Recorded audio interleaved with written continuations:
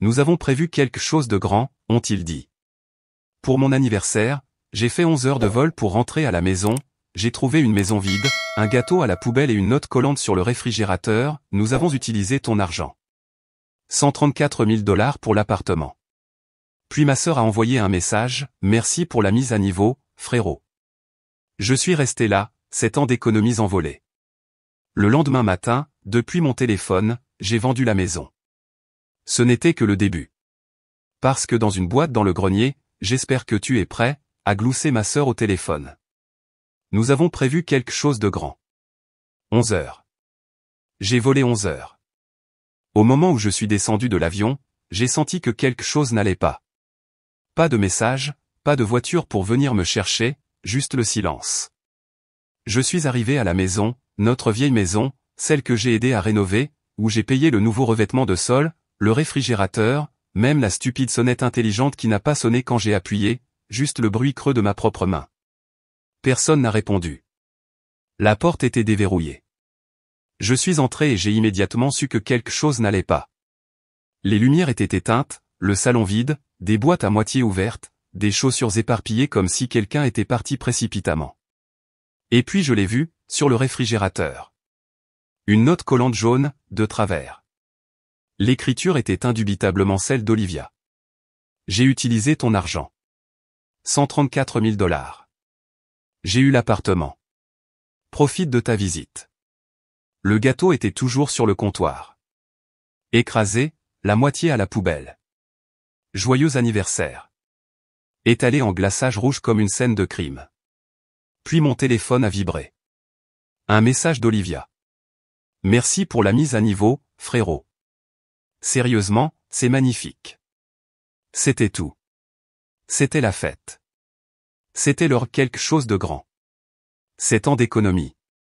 Chaque augmentation que je n'ai pas célébrée, chaque vacances que je n'ai pas prise, chaque petit boulot, chaque dîner solitaire avec des feuilles de calcul et des applications de budget, envolées.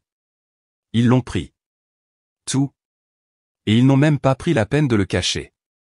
Je suis resté là, dans cette maison silencieuse et froide, fixant la note, le gâteau, le silence vide qui s'appelait autrefois la maison. Et je n'ai pas pleuré. Je n'ai pas crié. J'ai ouvert l'application immobilière sur mon téléphone, et du milieu de cette cuisine ruinée, j'ai vendu la maison. Juste là, en moins de 10 minutes. Pas de drame, pas d'avertissement. Ce n'était que le début, car à l'étage dans le grenier se trouvait une boîte qu'ils auraient dû brûler. Mais ils ne l'ont pas fait. Et ça a tout changé. Pendant les 3 premières années après l'université, j'envoyais de l'argent à la maison chaque mois. Cela a commencé avec 500 $, juste le temps de nous rattraper, a dit papa. Olivia venait de perdre son emploi à nouveau, et les médicaments de maman n'étaient pas couverts, et la plomberie fuyait. Et apparemment, j'étais le seul de toute la lignée sanguine à avoir un compte PayPal fonctionnel.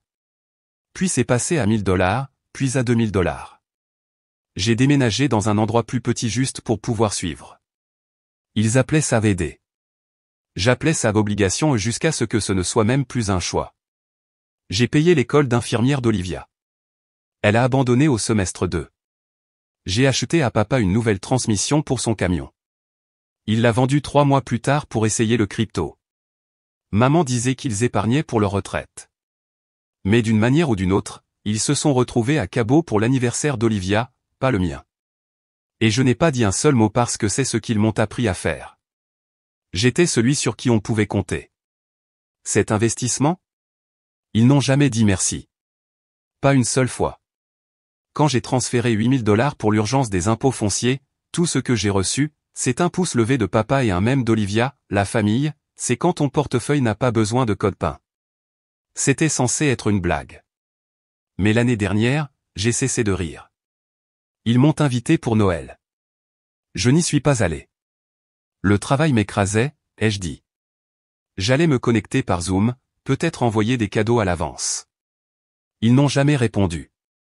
Au lieu de cela, je me suis connecté à Facebook le matin de Noël et j'ai vu une photo d'eux en pyjama assortis sous un sapin géant, ouvrant des cadeaux. Mes cadeaux. Légende, ensemble avec les personnes qui comptent le plus. Les tags, Olivia, maman, papa. Même le petit ami d'Olivia, Brian. Pas moi. Pas même une mention. J'ai commenté, joyeux Noël. Il a été supprimé. 2 semaines plus tard, j'ai reçu un message d'Olivia. Salut, tu peux m'aider avec un acompte pour mon appartement? Je te rembourserai la prochaine saison des impôts. Je t'aime. C'était avant le vol, avant que je ne rentre. Avant que j'ouvre le grenier et que je trouve la boîte. Mais laissez-moi revenir en arrière, car avant le grenier est venu le chat. Ils m'ont ajouté à un nouveau groupe de discussion familiale. J'ai pensé que c'était peut-être une proposition de paix. Non. C'était Olivia qui envoyait des selfies depuis sa nouvelle maison, tenant du champagne, avec une légende disant « La manifestation fonctionne ». Papa a répondu « Bien mérité, ma chérie ». Maman a ajouté « Cela ne pouvait pas arriver à une meilleure fille ». Puis Olivia a lâché la vraie bombe « J'ai l'appartement, grâce à notre investisseur silencieux préféré ». Elle a joint une capture d'écran. C'était mon compte bancaire. Pas un faux, pas un montage. Mon compte bancaire réel. Au centime près. 134 712 $ retirés. 3 transactions distinctes. Propre, chirurgicale, volée. Et puis le commentaire qui m'a donné froid dans le dos, tout ce qu'il a fallu, c'est un peu de magie de mots de passe. Béni ses compétences techniques. Il savait. Il connaissait mes questions de sécurité.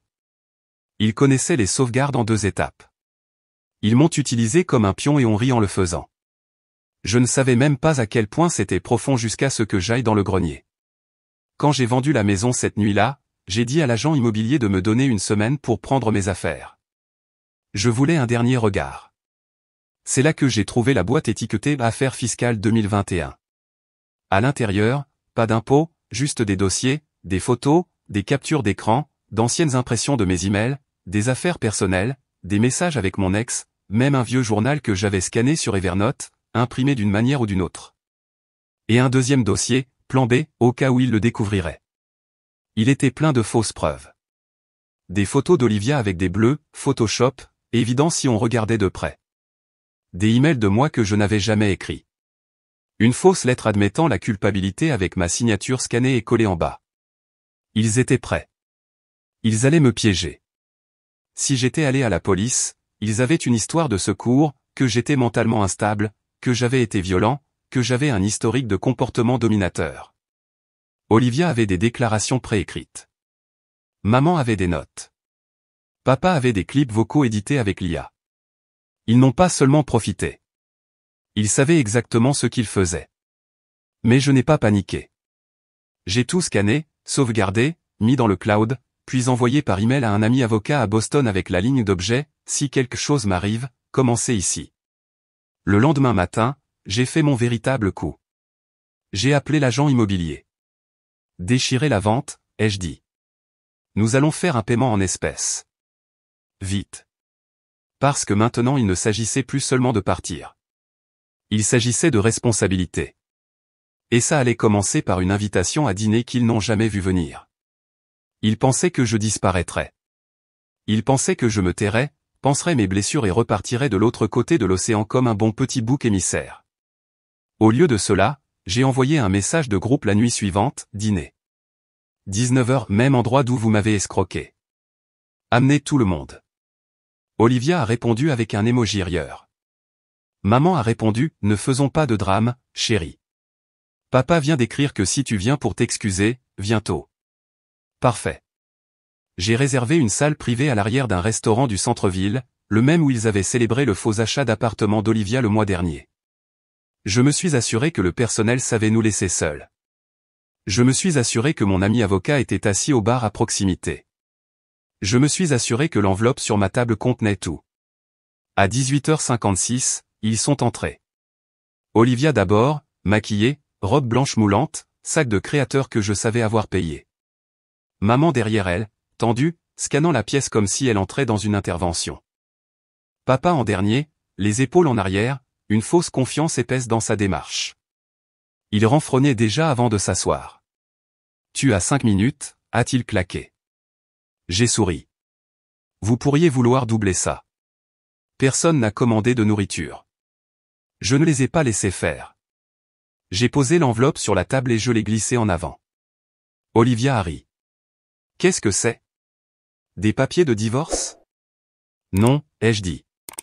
La vérité. J'ai sorti mon téléphone et j'ai appuyé sur jouer. Au début, ce n'était que de l'audio.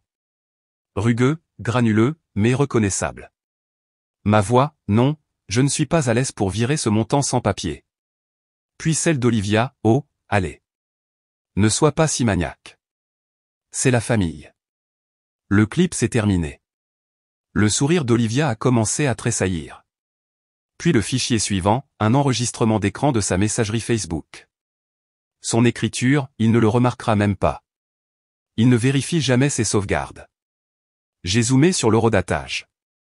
Les yeux de papa se sont plissés. Je ne sais pas ce que cela est censé prouver, a-t-il murmuré. Je me suis penché en avant.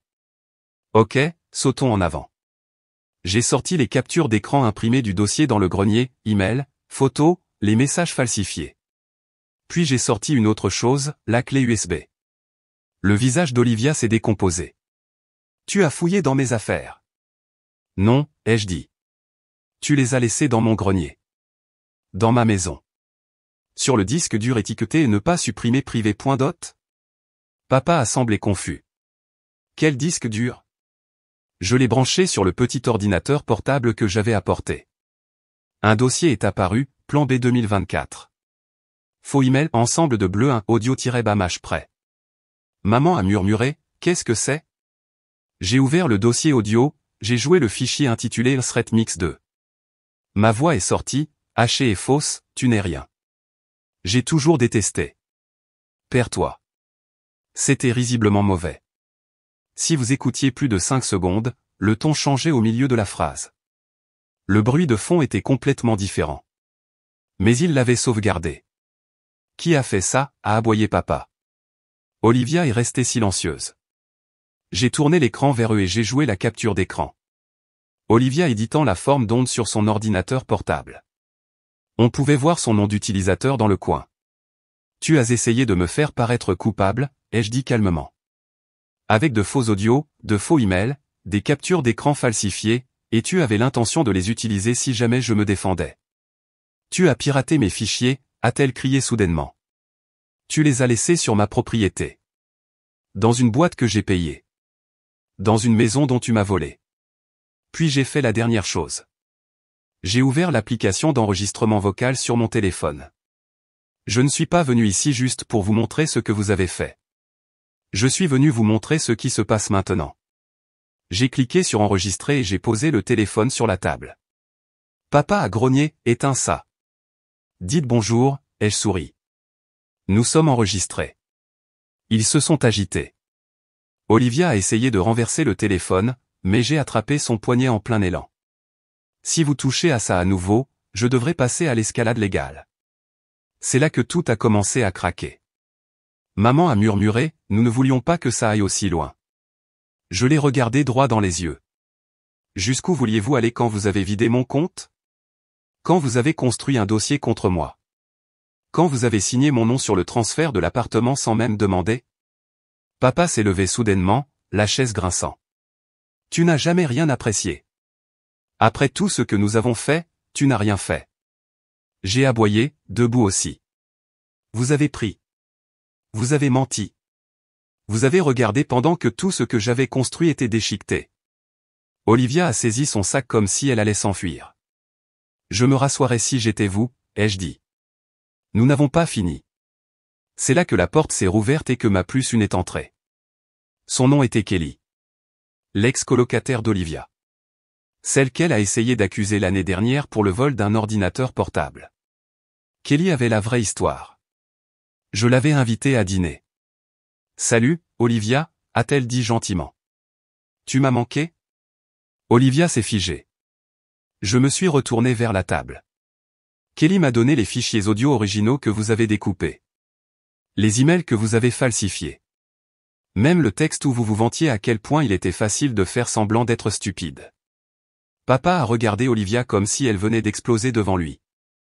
Elle ment, a murmuré Olivia. Kelly a sorti son téléphone. Alors pourquoi ton visage est-il dans cette vidéo? 10 ans, je sais comment simuler des bleus.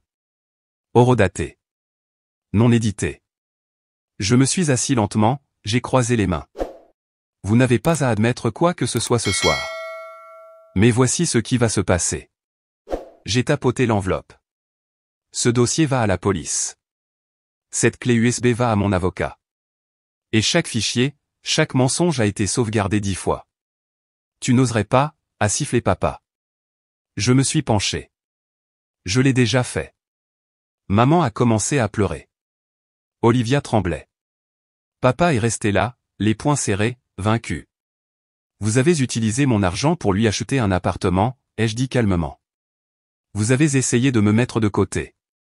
Je m'éloigne pour de bon. J'ai attrapé mon manteau, j'ai mis la clé USB dans ma poche, je les ai regardés tous dans les yeux. Je ne suis plus votre fils. Vous n'êtes pas ma famille. Vous ne faites plus partie de ma vie. Et je suis sorti. Kelly a suivi. Nous les avons laissés là, dans leur silence, dans leurs fausses histoires, dans leur effondrement. Dehors, l'air était froid, clair, et pour la première fois en 7 ans, j'ai respiré comme un homme libre. Je ne suis pas seulement sorti de ce restaurant. Je suis entré dans une salle de stratégie. Le lendemain matin, l'enveloppe, la clé et un résumé de 10 pages étaient sur le bureau du détective Alvarez, division des crimes en col blanc. Au début, il m'a donné le sourire habituel, celui qu'ils donnent quand ils entendent parler de conflit financier familial. Puis il a cliqué sur jouer sur le premier fichier audio. Il n'a plus souri après ça. Il a demandé si j'en avais d'autres.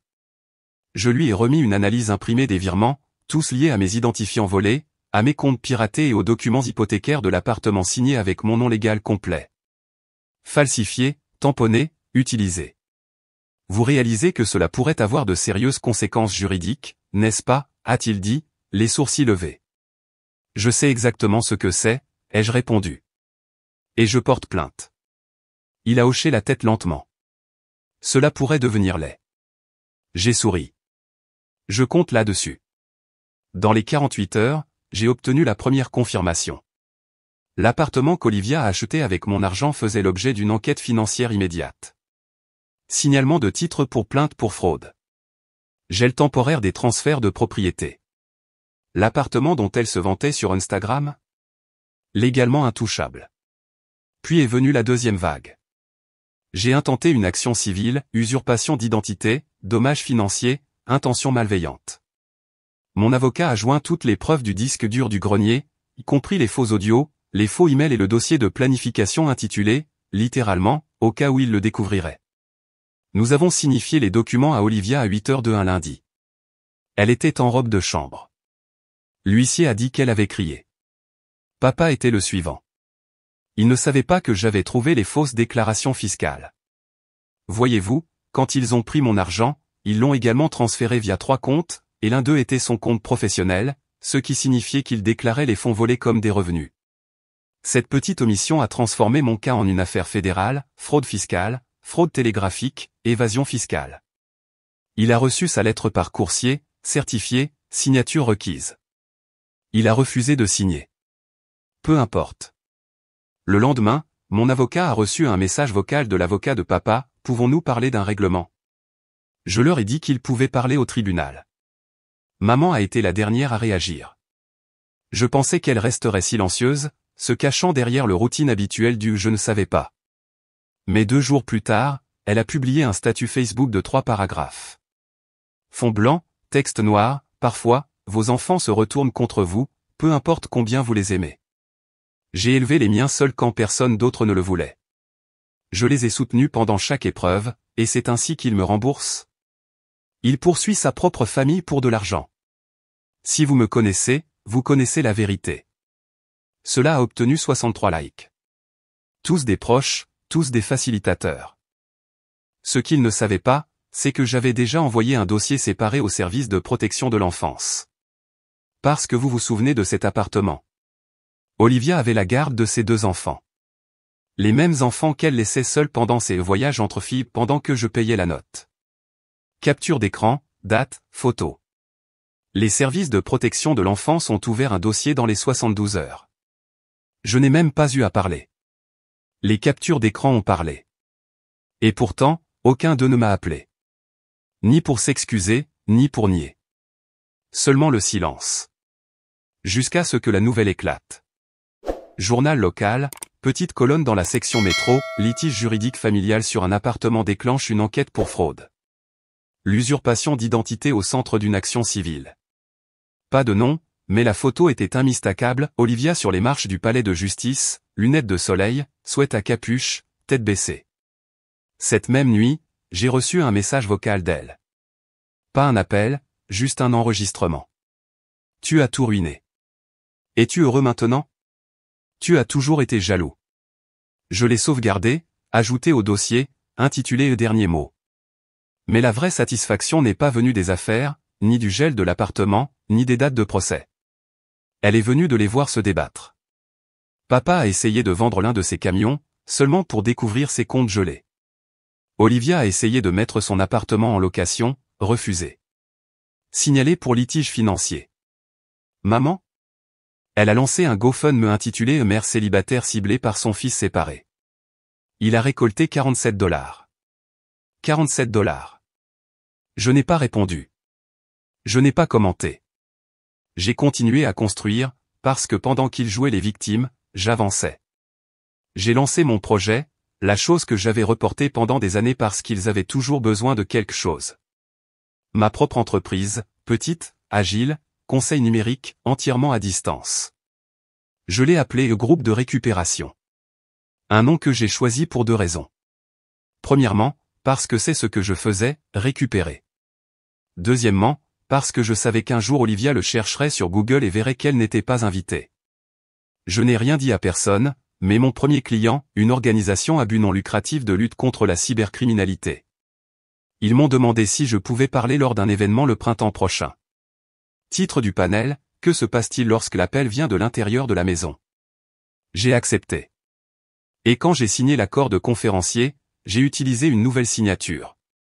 Une que je n'avais jamais utilisée auparavant. Une qu'il ne pouvait pas falsifier. Parce qu'il ne me possédait plus. Une semaine après être sorti du restaurant, une enveloppe est arrivée. Format légal, étiquette écrite à la main. Pas d'adresse de retour. À l'intérieur se trouvait une lettre, pas d'un tribunal, mais de l'avocat de mes parents. Douce, pathétique, glissante, compte tenu de l'état émotionnel de toutes les parties impliquées, nos clients estiment qu'il serait raisonnable d'explorer une résolution moins conflictuelle de l'affaire en cours. Traduction, ils voulaient s'en sortir. Sans conséquence, sans responsabilité. Ils pensaient peut-être que je me calmerais. Peut-être que je me rappellerais des anniversaires. Peut-être que je céderais. Ils n'avaient toujours pas compris. Je n'ai pas répondu. Je suis plutôt allé en ligne, vers une organisation à but non lucratif discrète et sous-financée que j'avais mise en signe il y a des mois, l'initiative de redémarrage. Axée sur l'aide aux adultes pour se remettre des abus financiers et émotionnels de la famille. Leur page de don avait une seule ligne de texte, donnez ce qu'ils ont pris, et réclamez ce qui est à vous. J'ai entré le montant, $1340. Délibéré, symbolique. Chaque chiffre comptait. 134, le nombre de milliers qu'ils m'avaient volés. 0, le nombre de secondes chance qu'il me restait à donner. J'ai cliqué sur donner. La confirmation est apparue, donation terminée. Donateur, anonyme. J'ai pris une capture d'écran. Puis je l'ai postée sur Instagram. Pas de légende. Juste le reçu. Un fond gris. Les mots, montant, $1340. Merci pour votre soutien. 30 minutes plus tard, ma mère a appelé. Je n'ai pas répondu. 1 heure après cela, Olivia a envoyé un message, c'est quoi ce post? C'est encore une attaque? Je n'ai même pas ouvert le message. Je l'ai bloqué à la place. Le lendemain matin, j'ai mis à jour le site web de mon entreprise. Juste une seule phrase sous le logo, certaines familles vous brisent. D'autres vous apprennent à reconstruire. Pas de nom, pas d'explication. Juste la vérité. Cette nuit-là, Jake, l'ex d'Olivia, m'a envoyé un message pour la première fois depuis des mois. J'ai vu ce que tu as posté. Mec. Tu as vraiment mis fin. J'ai répondu, je n'y ai pas mis fin. J'en suis sorti. Et c'était la différence. Il n'y a pas eu d'explosion, pas de confrontation finale, pas de drame au tribunal avec des témoins criards. Juste le silence. Un silence magnifique, lourd, ininterrompu. Ils ont cessé d'appeler, de publier, de faire semblant. Je m'étais éloigné de leur portée et j'étais entré dans ma propre vie. J'ai changé de numéro, j'ai déménagé dans l'appartement que je rénovais tranquillement depuis des mois. Même le chien, celui que j'avais initialement payé comme cadeau à Olivia, vivait avec moi maintenant. Son nom était Chance. Parce que tout le monde en mérite au moins. Mais tout le monde n'y a pas droit. Ce matin, je me suis assis près de la fenêtre avec un café et dans le calme. Pas de faux groupes de discussion, pas d'appel pour demander de l'aide, pas d'obligation déguisée en amour. Juste la paix. J'ai ouvert le disque dur, celui du grenier, une dernière fois. J'ai parcouru chaque dossier, chaque mensonge, chaque fichier audio découpé, chaque fausse capture d'écran, chaque trahison numérique. Et je les ai tous supprimés, un par un, jusqu'à ce qu'il ne reste qu'un seul fichier. Il était nommé famille.mpp3. J'ai fait un clic droit, supprimer, puis j'ai vidé la corbeille. L'écran m'a demandé, voulez-vous vraiment supprimer définitivement famille.mpp3 ? J'ai ri. Pas parce que c'était drôle, mais parce que c'était parfait. Oui, j'en suis sûr. Ils ont pris tout ce qu'ils pouvaient, alors j'en ai fait quelque chose qu'ils n'auront jamais, la paix. Pas seulement l'absence de bruit, l'absence de. Je ne suis plus le plan de secours. Pas l'investisseur, pas le réparateur, pas le fils qu'ils peuvent faire ont tout appelé. Je suis juste un homme maintenant. Un homme avec le silence. Et un reçu.